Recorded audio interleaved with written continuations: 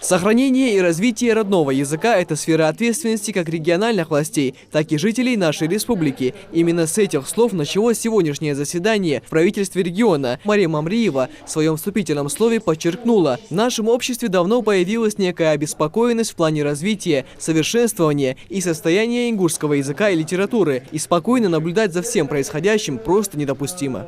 Нам нужно тоже работать активнее, плодотворнее, эффективнее и на результат. От слов к делу. Министр образования и науки региона Эсет Бокова в своем докладе отметила, что в общеобразовательных организациях на текущий учебный год обучается более 75 тысяч учащихся, из которых 74 тысячи изучают ингушский язык как родной. Познания в ингушском языке и литературе обеспечивают более 2000 преподавателей. По ее словам, Минобр Ингушетии в прошлом году провел колоссальную работу по обновлению содержания учебной литературы по родному языку, и такая деятельность продолжается по сей день. С учетом замечаний учителей и практиков и экспертными группами проанализированы все учебники ингушского языка с 1 по 9 класс включительно.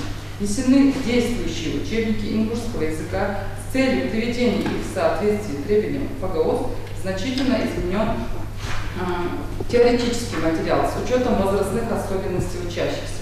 Продолжая тему беседы, собравшиеся сошлись во мнении, что ингушский язык, как и язык любого народа, представляет собой национальную и общечеловеческую ценность. Необходимо в полной мере использовать возможности нашего языка и национальной культуры в обучении и воспитании молодежи республики. Учитель ингушского языка и литературы с многолетним стажем Айшат Картоева отметила в своем докладе целесообразность появления в наших детских садах и начальной школе учителей с дополнительной подготовкой по родному языку.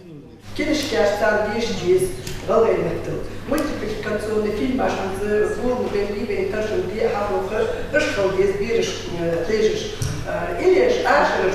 то есть они должны окунуться в стихию ингушского языка. Говоря о роли печатной продукции в развитии и совершенствовании ингушского языка, то и здесь дела обстоят не лучшим образом, считает главный редактор общенациональной газеты «Сердало» Якуб Патиев. По его словам, с этой старейшей газеты по сути началась ингушская письменность, но сегодня «Сердало» не может стать полноценной газетой на родном языке по ряду объективных причин. В самом начале 90-х годов наши лидеры, стремясь скорее эффективно донести до читателя свои мысли по спасению нации, захотели перевести газету на полный русский вариант.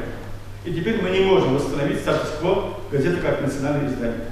Объясню почему. Во-первых, ушел мир иной, или ушли мир иной, не могут поставить работать, пишущие на ингушском языке.